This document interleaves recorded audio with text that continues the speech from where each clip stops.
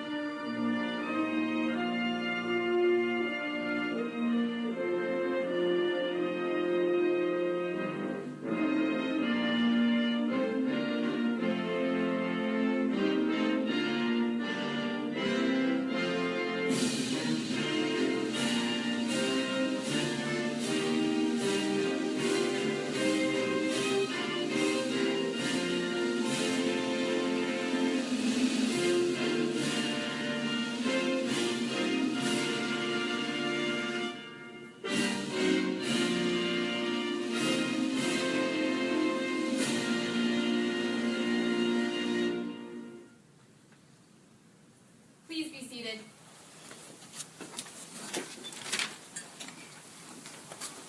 Ladies and gentlemen, Lieutenant Colonel John Cheney, Staff Judge Advocate for the United States Army, Medical Research and Material Command, and Fort Detrick. Thank you, Christina. And thank you all for coming. Sure, appreciate all your attendance here. This is a great celebration. Thank you, Rick and Mackenzie, for coming down from New York. This is exciting to be able to join this celebration with Steve today, and just real excited about it. Do want to say a few words about Steve, but also about the accomplishment that we have here before we get to the official part of the ceremony. I think of Steve since I've overlapped with him for about a year now, and a couple of characteristics that I think of him. I think of his loyalty, and I think of his efficiency. I asked him to do something, and the response was always a yes sir type of response, and it was taken care of, and it's taken care of expeditiously, professionally, and just I really appreciate that. But he was so efficient that he also took on a different role within our office too. He had taken that on before I was here, and that is as an unofficial morale officer, and all of you can attest to that. Which I think is important for the kind of office that I would like to have, and I think that we have established one that is highly professional, but that is fun to work at. And I see that the folks in the back, those of you in our office, you have helped to make this truly a very professional office. The high-speed things that you do and the manner in which you do them, we can take ourselves pretty seriously, because we're dealing with serious stuff, and we have to in some sense, take ourselves seriously. But we also want to have fun and want to enjoy what we do, because we'll do our professional job much better that way. And Steve contributed greatly to that.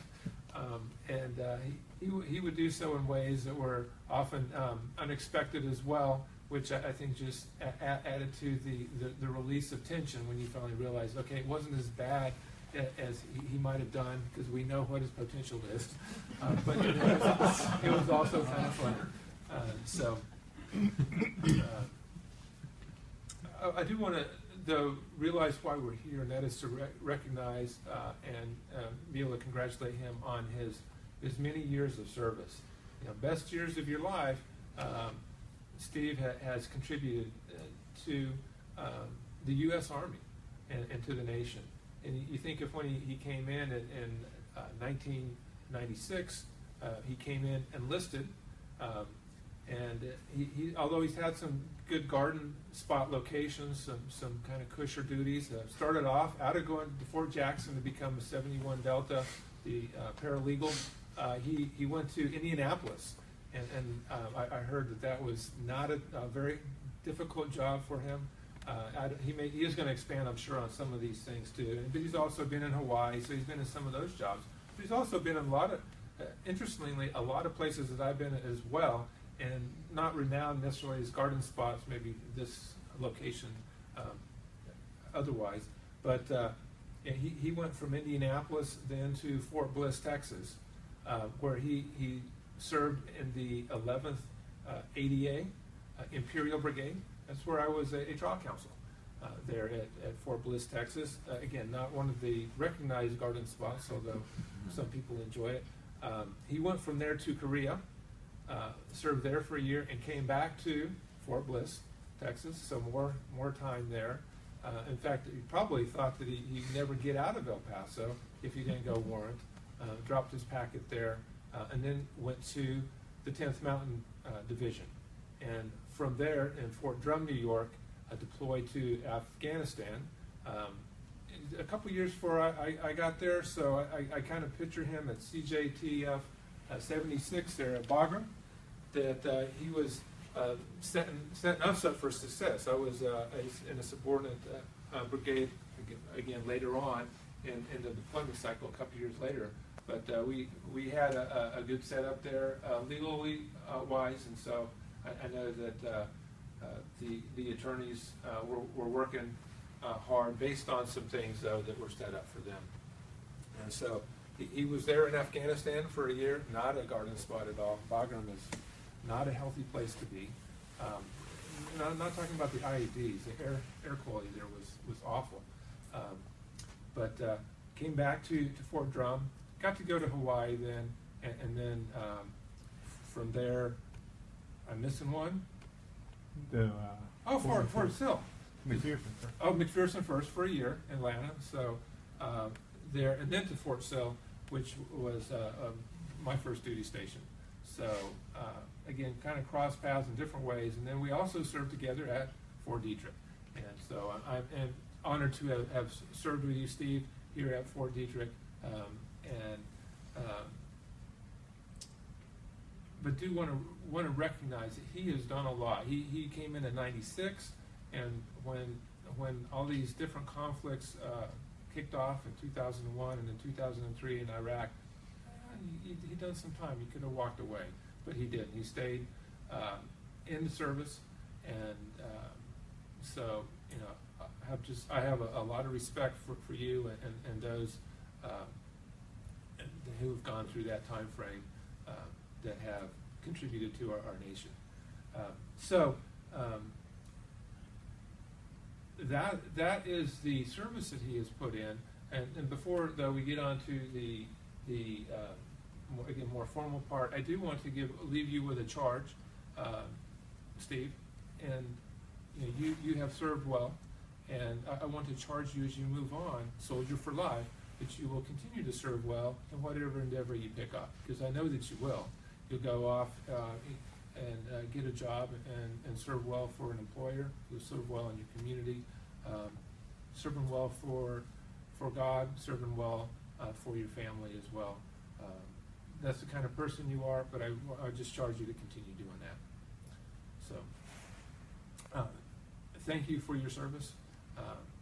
It is truly appreciated from myself and from the nation. See, I stay up here? Okay, at this time, I want to call Steve on the board. Chief Warrant Officer 3, Stephen J. Mislan, is retiring after 21 years of service. Chief Warrant Officer 3 Mislan will receive the Meritorious Service Medal.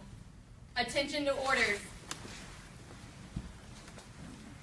For meritorious service while serving as a senior legal administrator, his professional excellence and superb leadership, coupled with dedication to soldiers and mission accomplishment, were in keeping with the finest traditions of military service. Chief Warrant Officer 3 Mislan's exemplary performance of duty, professionalism, dedication, and selfless service were in keeping with the highest traditions of military service and reflect great credit upon him, the United States Army Medical Research and Materiel Command, the United States Army Medical Command, and the United States Army.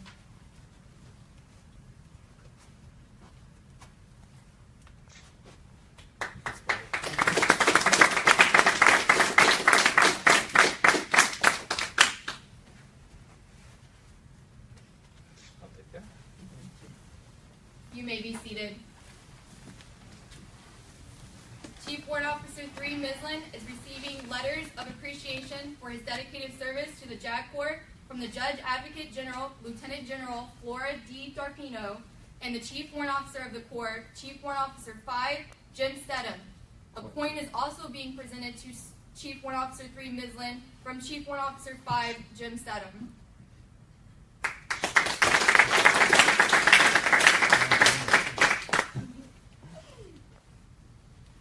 Chief Warrant Officer 3 Mislan is receiving a letter of appreciation from Major General Brian C. Line, former Commanding General, United States Army Medical Research and Materiel Command. A coin is also being presented to Chief Warrant Officer 3 Mislan from Major General Line.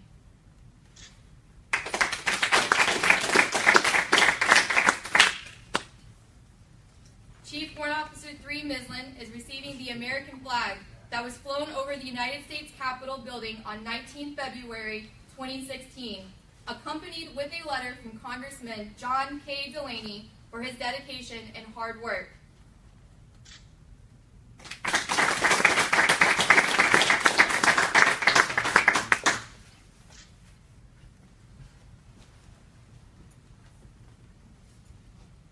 Chief Warrant Officer 3 Mislan is receiving an Army Officer Saber engraved with his name from the Fort Detrick office of the Staff Judge Advocate for his hard work and dedication. Don't let him get too close to that.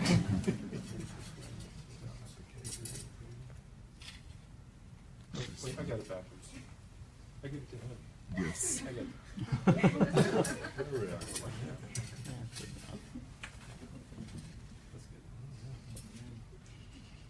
That's all.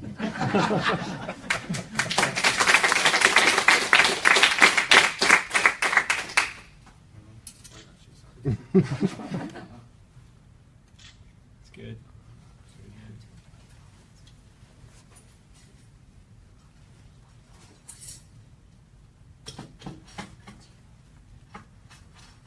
Done? Okay. Ladies and gentlemen, Chief Warrant Officer 3 Stephen J. Mislan.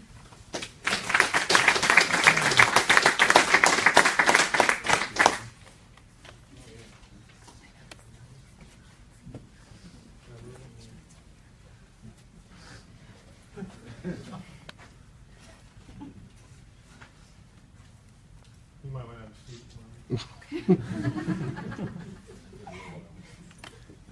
I have to start out by apologizing. I didn't know I was required to give a speech today. Chief Wildman told me I had to right before the ceremony started, so I tried jotting down a few notes while Lieutenant Colonel Cheney was presenting my awards. Hopefully it is somewhat intelligible. Thank you all for being here. We're teleworking today. I really wanted to have these notes memorized, but Colonel Cheney and Major Kessinger still have me running around putting out fires. In fact, I still have to rush back from the luncheon to handle a few legal issues for them. Mr. Conyers completely disregarded AR 2550 in his latest memorandum, and Jeff Miller let his CyberFed subscription expire.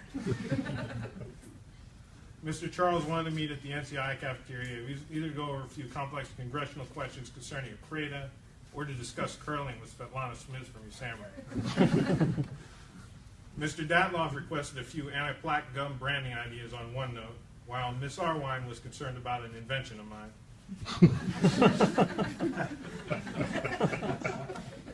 I was even told Mr. Sejonia had to bounce a few fitness ideas off me prior to receiving the Major Kessinger also has a few problems with his neighbor that need to be dealt with. Speaking of Major Kessinger, does anyone know what 3B means? Can you tell us? Yeah, I know what it means. So to anyone.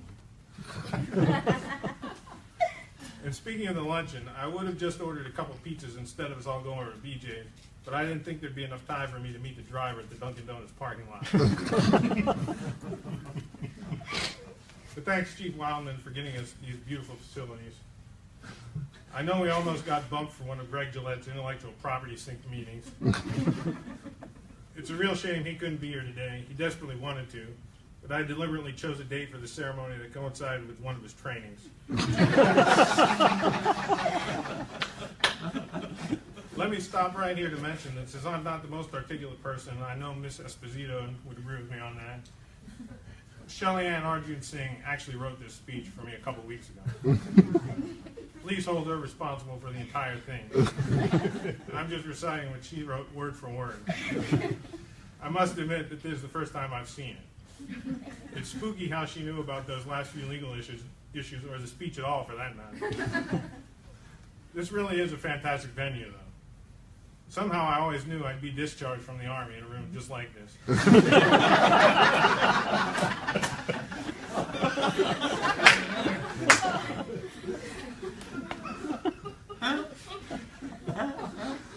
Before I go any farther, I do feel compelled to admit that I did accidentally discover the thoughtful retirement card being passed around the office for signature. Mr. Conyers asked me to sign it. I signed it and then I passed it on to Mr. Marchessault. I haven't received it yet, but I'm sure I'll get it soon. What else would you do with it? Shred it? One last note before we get started.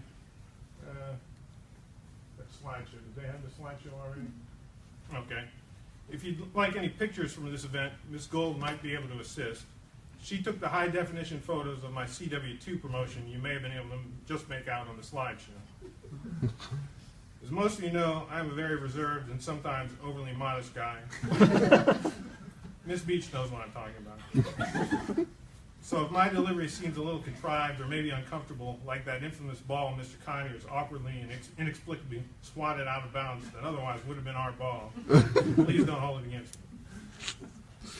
While reflecting on that unfortunate event, Captain Walton once depicted it as the absolute worst demonstration of athleticism.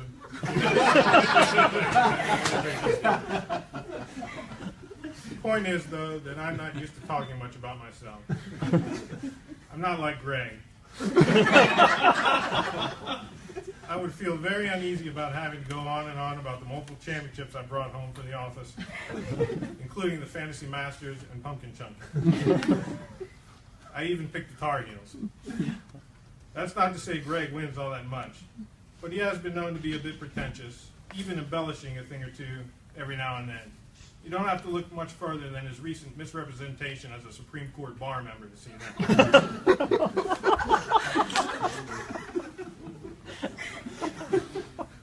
But we do have a trophy case on order that will house all the hardware we've accumulated, so I wouldn't need to harp on all that anyway. Greg will be happy to know it will be made entirely out of Pennsylvania walnut. Unfortunately, we don't currently have all the trophies we won, so Captain Walton, our case will initially look like the one at Florida State. Oh. Except for everything primetime won. I'd be remiss, though, if I didn't make mention of the phenomenal job I did as our basketball coach. Captain Walton, please correct me if I'm wrong, but I believe I won Coach of the Year, even though our team lost the last 11 games. We didn't quite execute the level that your winning bowling team did. It was nothing short of miraculous how Sergeant Grinner overcame your record of 20 consecutive gutter balls. But I also think I won the prestigious Walter Payton Man of the Year award. Isn't that right, Dr. Humphrey? I'm still speechless over that one. I honestly didn't know that was even possible. One of the shrewdest moves I made in the offseason was putting Dr. Epstein on as our trainer. Colonel Cheney's compound fracture, Mr. Kelly's shredded Achilles, Miss Calendar's crushed finger, and of course Captain Walton's mangled foot will all be healed next season thanks to him. In all honesty, though, I would bore you all to tears if I listed the multitude of honors and awards I've earned over the last year. I don't think... let's get that. I won't put you all through that, though, as impressive as most of them are. But as Specialist Warner would attest, I also did a fine job in left field on the softball team. The rest of our team let us down, though, so no trouble. We'll place his longest drive plaque that's voided in the trophy case, though.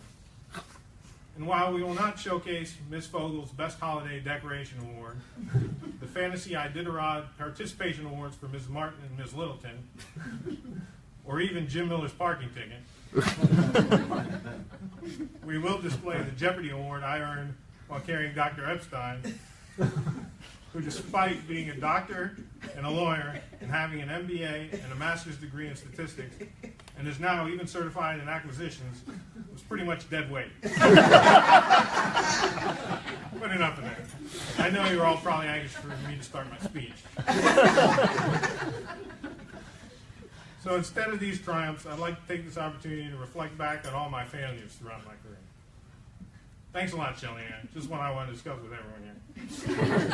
Perhaps I should have Mr. Barnett write this thing. Too late now. Just read it. Let me get to the failures. By the way, this speech is somewhat lengthy, but at least we don't have to redact anything from it. My Army career was supposed to start in 1991, right after I graduated from high school. However, the day before I walked across the stage, I received my rejection letter from West Point. It was at that moment that I knew I was destined for greatness as a soldier. So the next year, try as I might, I couldn't mess up enough at Daytona Beach Community College, and the military academy let me in reluctantly. My choice to attend the military academy at all was related to a failure as well. The first Super Bowl I watched was Super Bowl 13 in 1979, which featured Terry Bradshaw against Roger Staubach. The Patriot that I am, Specialist Chason, I immediately gravitated toward the defending champs, America's team. They did lose, Mr. Zoliak, but Staubach's status as a Naval Academy graduate had an enormous impact on me. Maybe it was the loss, though, that pushed me toward the Army. In the first couple weeks of Beast Barracks, I decided to try out for the Army football team myself. Although the coaches liked my speed, after a few days I was cut. You see, football is a meritocracy. A great example of this is Dak Prescott. Sorry, wrong speed. The next failure came when I was separated after my third year due to an F for my military grade. Imagine that. Never wanted to settle for any high-level Army decision. I sent a letter to the superintendent, and that 3-star, not one to be blamed, had a 1-star send me a letter inviting me back for one more year. I went back, and almost immediately, my professor in aircraft performance and static stability, Major Schultz, wrote on my cadet evaluation that I was the worst cadet he had ever seen.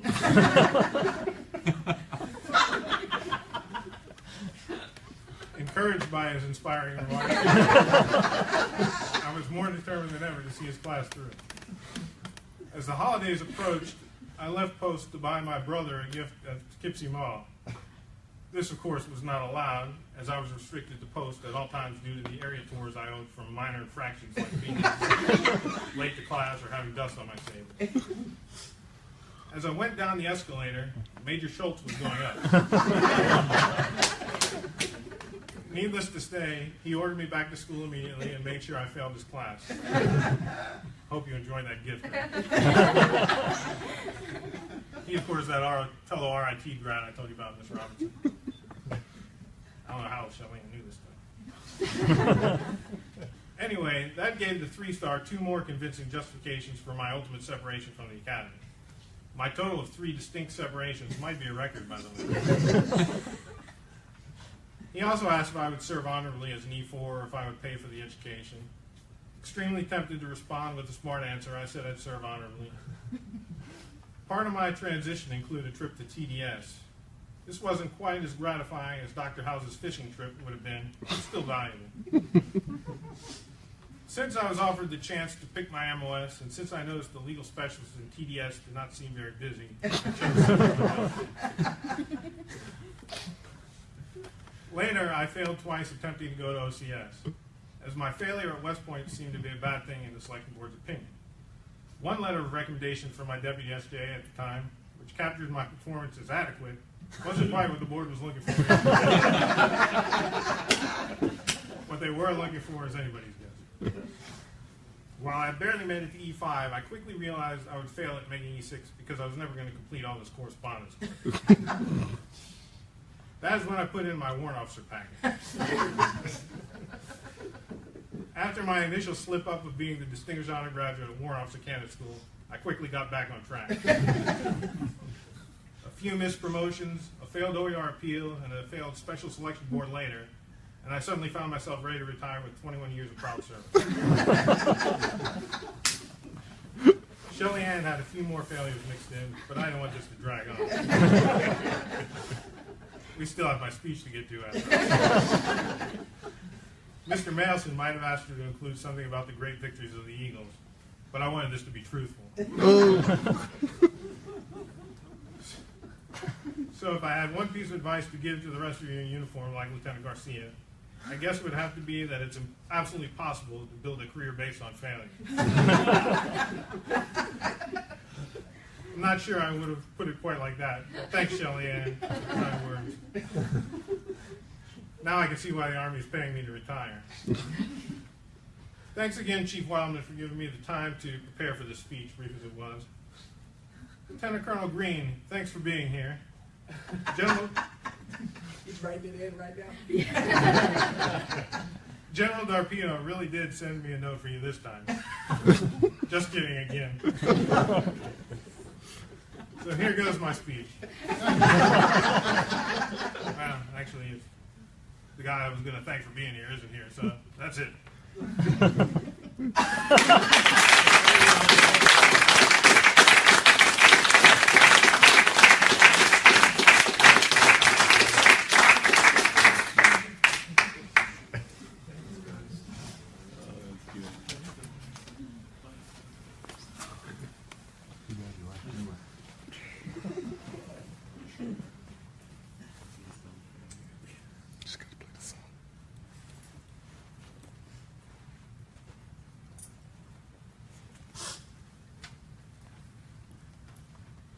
Please stand for the reading of the retirement order and the playing of the Army song.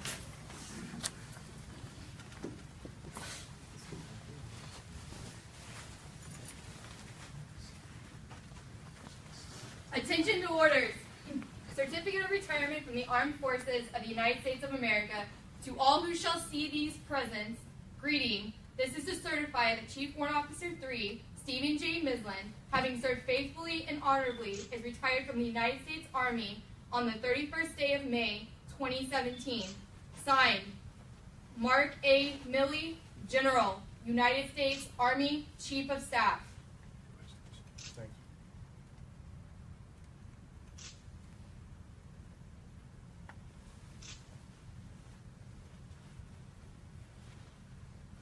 you. Got to chase on. You got it. Are they blurry?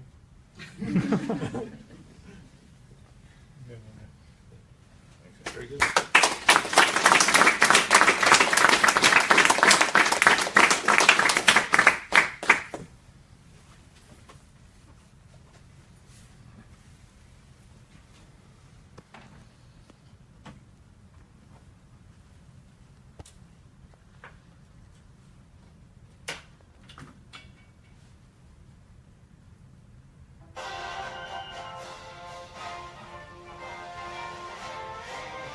March along, sing a song, we're the army of the free.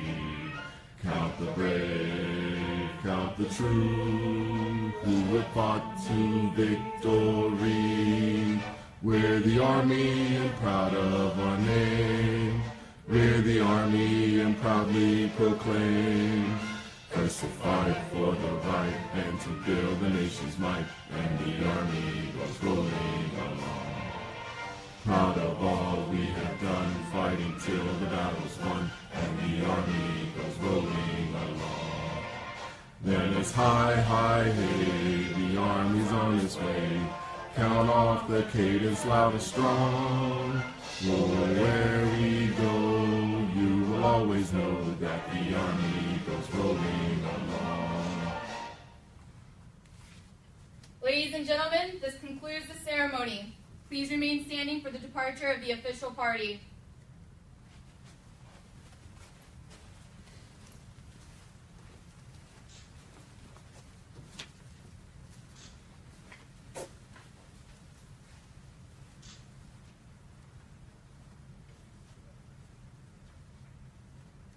Thank you very much for attending, and please take a moment to come forward and personally congratulate Chief Warrant Officer 3, retired Mislan. Chief Warrant Officer 3, retired Mislan, extends an invitation to join him for lunch today at BJ's Brewery at 11:30.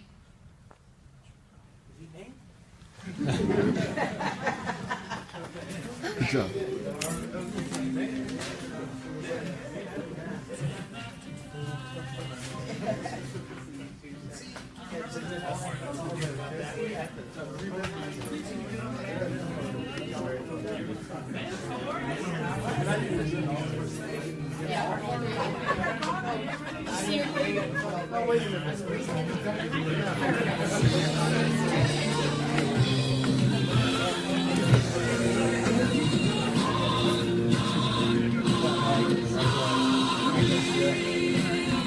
Yeah, make sure you do.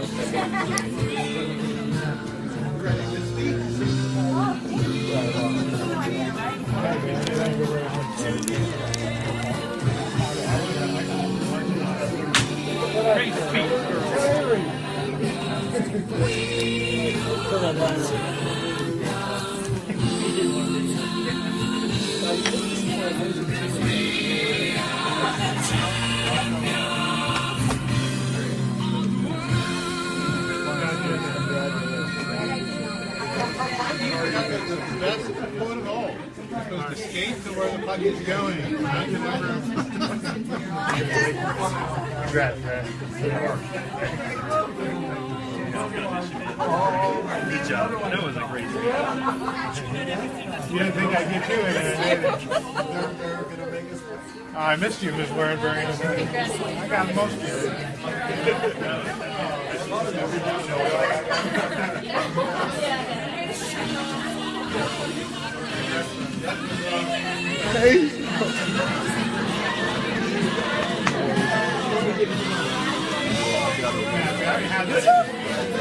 That'll tell you how bad they've been doing if you got to wait a while for that. What's up, buddy? How are you? All right.